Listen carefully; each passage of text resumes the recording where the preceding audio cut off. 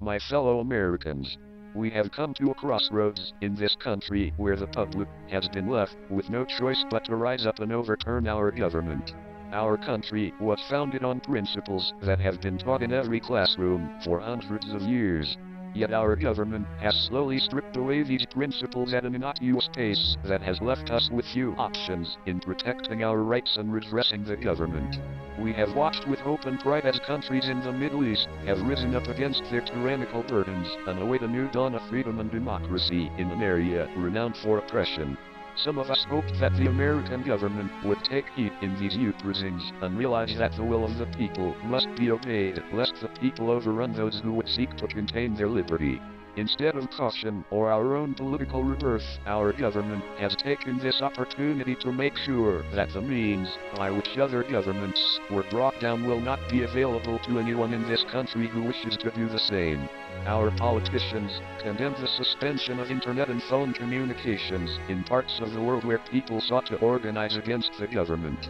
Yet, less than a year later, our own Congress has introduced multiple bills that would lay the groundwork to give the president a convenient kill switch to do the exact same thing to us. This, ladies and gentlemen, is a warning shot. Our country has fallen on hard times. In these times, it is traditional for our politicians to offer a sacrificial lamb, someone for us to point our finger at and blame for a decline in our quality of living. However, it is important that we remember that it is this group of politicians as a whole that has brought us here, and that we have been corralled into voting for the same mouthpiece wearing one of two complementary colors. The truth is that the American public has been engineered for decades to have too much to lose, and thus a general apathy for the erosion of our once great society. We are to blame for our decline. We are to blame because we do not care enough about ourselves to fight against the greed and corruption that we have woken up and found to be part of our American political system. Our government has spent a good deal of the past 50 years fortifying its position. We as a people are helpless against a government that controls the most powerful military in the world. Our government has deliberately blurred the line between questioning our leaders and hating our country. Our government has made the act of peaceful protest into legal grounds for assault and battery at the hands of our armed forces and local police. But it is not too late. America, I challenge you to put down the remote control and wake up to what our country has become. If we do not show our government that it is wrong, then we will soon lose the ability to do so. Our politicians have created small means for us to vent our frustrations in avenues that are designed to go nowhere. Our president, who promised transparency and openness, created an online petition system that has failed to address dozens of substantial petitions. We cannot protest without violent repercussions from our government. Organization and mobilization through use of social and data networks is under direct attack. Our petitions are met with indifference and blind eyes. We have exhausted all other options, leaving one remaining. The time has come to begin the revolution. This is not a revolution of ideals or culture. This is a revolution in its purest form. Given no other option from our government, we must overtake the government and install a new one. One which will listen to a liberated people. A people not persuaded by misinformation and fear-mongering, but complete openness and true representation, the way that can only be done in the digital society that we have worked so hard to build.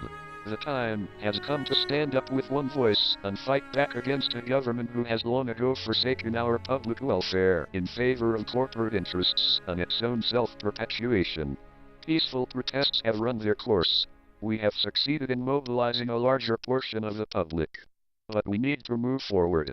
We need to bring down our government with violence if necessary, and let it be known that we will not forget the principles that we were taught as sacred, unalienable rights as Americans. We must show the world that we are not afraid to act on the words we have spoken, and that our leaders must be held accountable to the people.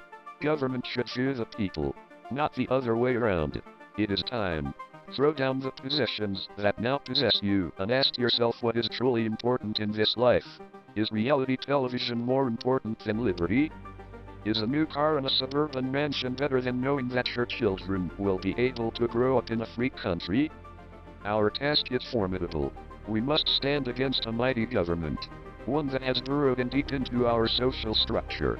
It is reasonable to fear rising against the most powerful military in the world. But bear in mind that our powerful military is made of citizens and patriots.